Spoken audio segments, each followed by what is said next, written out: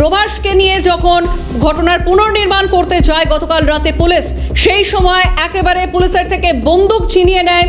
সেই বন্দুক দিয়ে পুলিশের দিকেই তাক করা হয়। সেই সময় পুলিশের গুলিতে আহত এই প্রভাস মণ্ডল এবং পরে তার মৃত্যু হয়। হাসপাতাল সূত্রে যখন হাসপাতালে নিয়ে যাওয়া হয় জানা যায় যে তার মৃত্যু ঘটেছে।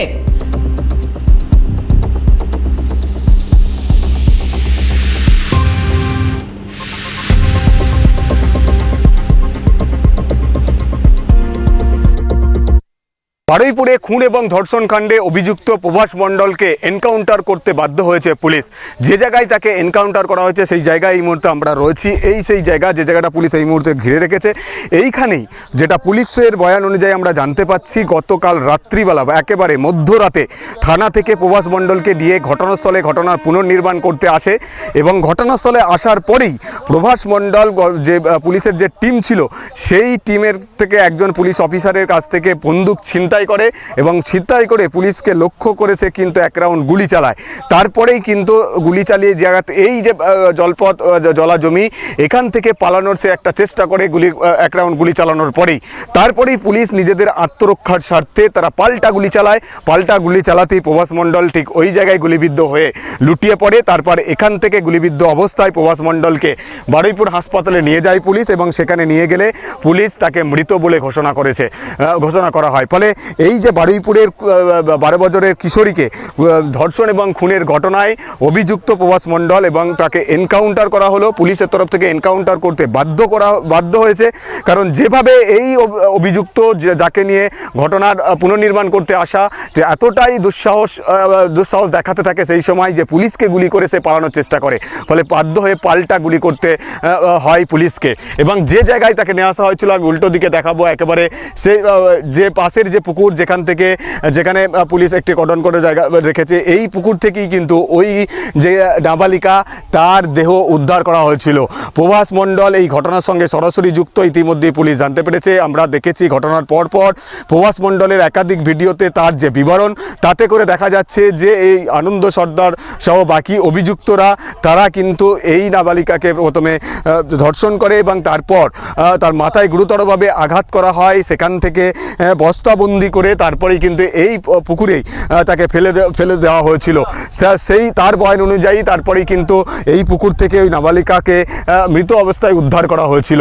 ফলে যেহেতু সে পুরো ঘটনার সঙ্গে সরাসরি যুক্ত তাই তাকে সঙ্গে করে নিয়ে রাতের বেলাতেই কিন্তু এই ঘটনা পুনর্নির্মাণ করতে আসে পুলিশ। কারণ দিনের বেলায় তাকে নিয়ে আসলে আবার অন্যরকম পরিস্থিতি তৈরি হতে পারে। কারণ ইতিমধ্যে এই ঘটনার পরপরই যে মব লিঞ্চিংয়ের ঘটনা ঘটে তাতে করে একজনের মৃত্যু হয়েছিল। যার মৃত্যু হয় পুলিশ পরবর্তীকালে জানান যে সে এই ঘটনার সঙ্গে সম্পূর্ণভাবে জড়িত নয়, সেই ঘটনার একেবারে নির্দোষ ইনোসেন্ট পার্সন একজন যুবক। এইভাবে মব লিঞ্চিংয়ে তাকে সন্দেহের বশে মেরে ফেলা হয়েছে। ফলে দিনের বেলা নিয়ে এই অভিযুক্তদেরকে যাদেরকে পুলিশ গ্রেপ্তার করেছে তাদেরকে নিয়ে যদি আবার এই ঘটনাস্থলে আসে তাহলে হয়তো তাদের ওপর আবার কিন্তু বিক্ষিপ্ত জনতা চড়া হতে পারে। ফলে তাদের সেই পরিস্থিতিটাকে এড়ানোর জন্য একেবারে রাতের বেলা থানা থেকে বের করে ঠিক এই জায়গায় ঘটনাস্থলে যখন পুনর্নির্মাণ করতে আসে তারপরেই কিন্তু এখানেই কিন্তু তাকে এনকাউন্টার করতে বাধ্য হয়েছে পুলিশ। তার কারণ হচ্ছে যে পুলিশের বন্দুক ছিনতাই করে পুলিশকে গুলি করে পালানোর চেষ্টা করেছিল। ফলে সেই জায়গায় পুলিশ পাল্টা গুলি চালিয়ে তাকে কিন্তু এখানে গুলিবিদ্ধ হয়ে পড়ে যায় এবং তারপর এখান থেকে হাসপাতালে নিয়ে গেলে তার মৃত্যু হয়। ফলে এই বিজেপি সরকারের আমলে প্রথম একটি বর্বরচিত এই ঘটনায় একজন অভিযুক্ত যাকে এনকাউন্টার করতে বাধ্য হয়েছে পুলিশ। ক্যামেরায় গোপাল সেনের সঙ্গে মফিজুল ইসলাম, ক্যালকাটা নিউজ, বারুইপুর। ছেলের নোংরামিতে মুখ ফিরিয়ে নিয়েছেন মা। ছেলের দেহ নিতে চান না প্রভাস মণ্ডলের মা। ছেলের মরা মুখও দেখবেন না প্রভাস মণ্ডলের মা। বলছেন এই দেহ আনবো না, একদম দেখতে চাই না। যে অত্যাচার করেছে তাতে মৃত্যু ভালোই হয়েছে, এমনটাই প্রতিক্রিয়া দিচ্ছেন প্রভাস মণ্ডলের মা। শুনি কি বললো। বলছে আপনার ছেলের নাম প্রভাস মণ্ডল। হ্যাঁ, তা আপনার ছেলে মারা গেছে, আপনি দেখতে চান? হাসপাতালে আছে, দেখুন। আর দেখতে চাই না, আমি দেখে আর কি করব, আর আমার যাওয়ার শক্তি নেই, আমার গলা শুকিয়ে যাচ্ছে, বলতে পারছি না। হ্যাঁ, তাই বলছে আমার যাওয়ার শক্তি নেই, আমি যাব না, তোমরা যাবো। বলছে ওর তো আই কার্ড লাগবে। আপনারা কি মৃতদেহ আনতে যাবেন? না, আমার কেউ যাবার নেই, আমি যেতে পারবো না, মৃতদেহ আমি আনবো না। আমি তো বললাম আর আমরা দেখতে চাই না, একদম দেখতে চাই না। নাবালিকার সঙ্গে যে হ্যাঁ। অত্যাচার করেছে যা করেছে তাতে ওর মৃত্যু হয়ে গেছে, ভালোই হয়েছে। প্রভাস মণ্ডলের স্ত্রী এবং স্থানীয়রা, তার প্রতিবেশীরা কি বলছেন এ বিষয় নিয়ে শুনবো। বিশ্বাস বলতে ও তো নোংরামো তো এমনিই ছিল, তো বিশ্বাস করার কিছু মতন নেই, বুঝেছেন। ও করবে না কি এটা আমি বলতে পারছি না যে করেনি। এরকমই আমার বিয়ের পরেও আমি ওর নোংরামো দেখেছি, অনেক অত্যাচার করে আমি এখন সংসার করছি। তা আমি মানে মেনেই নিয়েছি যে ও করেছে, ও অন্যায় করেছে, ও দোষ করেছে, ও হচ্ছে গুলি খেয়েছে, এটা বলার কিছু নেই। কী চাইছি বলতে যে ওখানে তো বারুইপুরে আমাদের যেতে বলছে, যাবো। স্বামীর দেহ নেবেন? মেয়ে বলতে যদি রাজি, বাড়ির লোক সবাই রাজি হয় তো আনা হবে। আচ্ছা, আপনার কয় সন্তান? একটা ছেলে। কি করতেন? কিছু করতো না, বাড়িতে থাকতো। আচ্ছা, কি আচ্ছা, মানে কেমন ছিল ছেলে হিসাবে? খুব একটা ভালো না, সবসময় করতো? আচ্ছা, এমনি চুরি ছাঁচামি এই সমস্ত করতো? না ওইটা ছিল। তাহলে মেয়ের দোষ ছিল, মেয়ের সঙ্গে দোষ ছিল? ওটা বুঝতে পারবো না, নেশা করতো। আচ্ছা, এই যে একটা ঘটনা ঘটলো, একটা ছোট্ট মেয়ের সাথে যে অন্যায়টা ওরা করেছে, খারাপ করেছে। ও যেরকম সাজা পেয়েছে ও সাজা পাবে। আচ্ছা, তারপরে যে পুলিশ ওকে গুলি করে মারলো, কিভাবে দেখছেন আপনারা? ভালো হয়েছে, ভালো মানে অন্যায় শাস্তি পেয়েছে? পেয়েছে, হ্যাঁ। এটা বারুইপুরে ধর্ষণ খুনে অভিযুক্ত সে গুলি চালাতেই পাল্টা গুলি চালায় পুলিশ এবং হাসপাতালে নিয়ে গেলে সেই অভিযুক্তের মৃত্যু হয়েছে বলে জানায় হাসপাতাল সূত্র। এবং এই ঘটনায় নির্যাতিতার বাবা কি বলছেন শুনবো। রাস্তা আছে, সরকারের পুরো রাস্তা ভরসা আছে।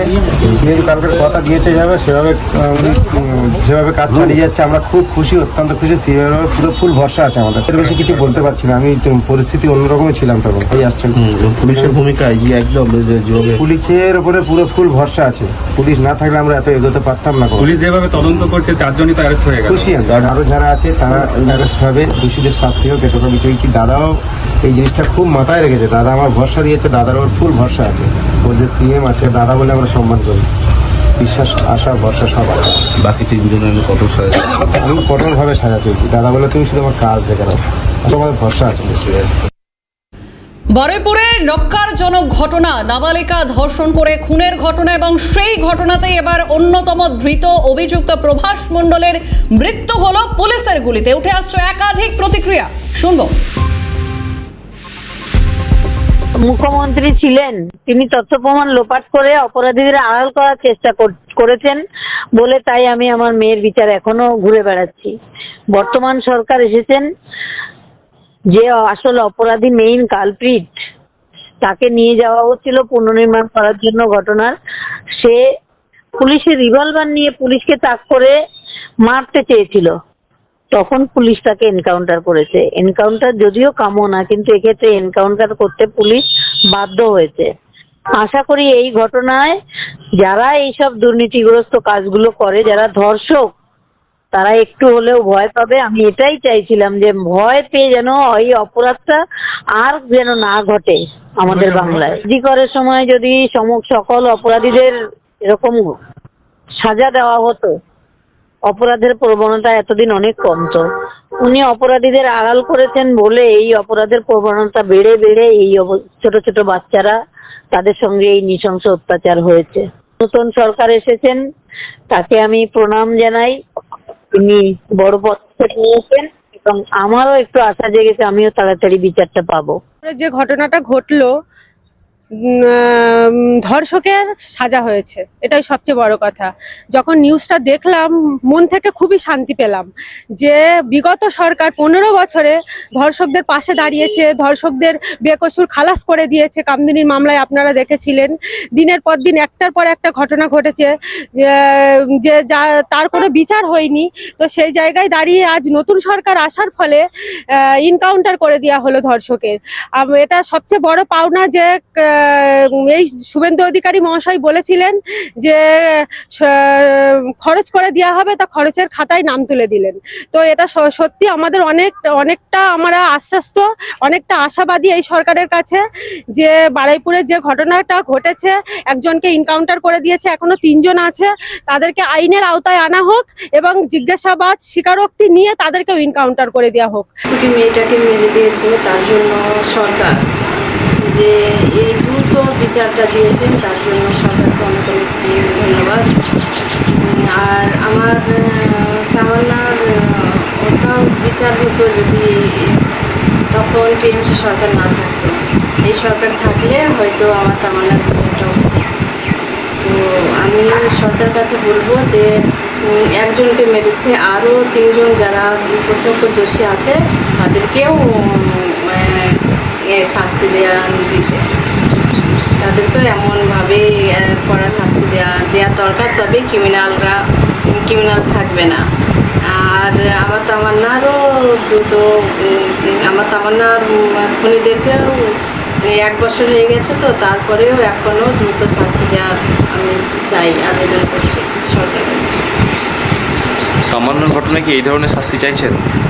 একদম চাইছি যে তামান্নার ঘটনা 24 জনের শাস্তি পাক, আর 24 জনের একজনকেও আমি ছাড় দিতে চাইছি না, 24 জনের শাস্তি পাবে। কেন তামান্নাকে যারা মেরেছে তারা 24 জন এসেছিল, 24 জনও প্রত্যক্ষদর্শী, তো 24 জনকে শাস্তি দিতে হবে। বারুইপুরে এনকাউন্টারের পর সরব হুগলি, বারুইপুরে এনকাউন্টারের পর সরব হুগলির গুড়াপ, এবং এভাবেই হোক ধর্ষকদের সাজা দাবি গুড়াপের নির্যাতিতার শিশুর পরিবার। 2024 সালের 24শে নভেম্বর নৃশংসভাবে খুন হয় এক শিশু কন্যা। যৌন নির্যাতনের পর খুন করা হয়েছিল এই শিশু কন্যাকে। খুনের ঘটনায় আটকে উঠেছিল হুগলির গুড়াপবাসী। ঘটনার 54 দিনের মাথায় অভিযুক্ত অশোক সিং এর ফাঁসির সাজা ঘোষণা হয় এবং 2025 সালের 17ই জানুয়ারি সাজা ঘোষণা করে পক্সো আদালত। কিন্তু সাজা ঘোষণার প্রায় 1.5 বছর সময় পার হলেও কার্যকর হয়নি সেই ফাঁসির সাজা।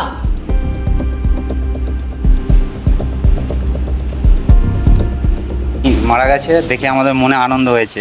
সেম ঘটনা বছরটির আগে আমারও ঘটেছিল গুড়াপে। আমার ওই 5 বছরের মেয়েকে ওইভাবে একইভাবে হত্যা করেছিল, মানে নৃশংসভাবে একইভাবে হত্যা করেছিল। কিন্তু তার ফাঁসির সাজা লোয়ার কোর্টে হয়েছিল, কিন্তু কার্যকর এখনও হয়নি। 1.5 বছর হয়ে গেল। তাই নতুন সরকারের কাছে আমি আপনাদের মাধ্যমে অনুরোধ জানাবো যেন ফাঁসির সাজাটা কার্যকর করা হয়, তাতে আমাদেরও আত্মাটা শান্তি পাবে। আমরাও তো বাবা মা, আমার মেয়ের আত্মাও শান্তি পাবে। আর এই যে বাকি যে আসামিগুলো আছে তাদেরকেও যেন এরকম এনকাউন্টার করেই মারা হোক। নাহলে আমরাও বলছিলাম, মুখ্যমন্ত্রী যে বলেছিল যে সকালে ধরবো বিকেলে খরচা করে দেবো, সেটা আমরাও 2 দিন ধরে হচ্ছিল না বলে আমরাও বিরক্ত প্রকাশ করছিলাম। আজকে হওয়াতে আমরা একটু খুশি হয়েছি। বাকিদেরও যেন একই সাজা হয়, আর বাকি যে কটা ওই ধরনের আসামি আছে তাদেরও যেন ফাঁসির ব্যবস্থা করে নতুন গভর্নমেন্ট, শুভেন্দু অধিকারী মুখ্যমন্ত্রীর কাছে এটাই অনুরোধ করব। গত 2024 সালে 24শে নভেম্বর ঠিক সন্ধ্যায় যেভাবে নৃশংস হয়েছিল আপনার 5 বছরের যে কন্যা সন্তান, তারপরে 54 দিনের মাথায় সাজা ঘোষণা হয়, ফাঁসির সাজা ঘোষণা হয়, এইটা কিভাবে দেখছেন আপনি? আমি ওই 54 দিনের মাথায় তখনকার তৎকালীন গভর্নমেন্ট তাড়াহুড়ো করে সাজা ঘোষণা করে দিয়েছিল, ঠিক আছে, কিন্তু সাজা কার্যকর আর করলো না। তাতে আমরা চাইলাম যে নতুন সরকার আসুক। এই সরকার বলছে যে সব আসামিদের সাজা দেওয়া হবে, আরজি করেরও দেওয়া হবে, বাকি যারা আছে তাদেরও দেওয়া হবে। সেই আশায় আমরা সরকারকে চেঞ্জ করেছি। আমরাও চাইছি যাতে আমাদেরও আসামি, যে আমার মেয়ের খুনি, তারও ফাঁসির সাজা যত তাড়াতাড়ি কার্যকর করা যায় ততই মঙ্গল। আর এইসব আসামিরা রাস্তায় ঘুরে বেড়াচ্ছে মাল খেয়ে, তাদেরকেও যেন পুলিশ একটু ব্যবস্থা নেয়, সেটা প্রশাসনের কাছে আপনাদের মাধ্যমেই অনুরোধ করব। নাহলে সমাজে এই ধরনের ঘটনা ঘটতেই থাকবে, কেউ বন্ধ করতে পারবে না।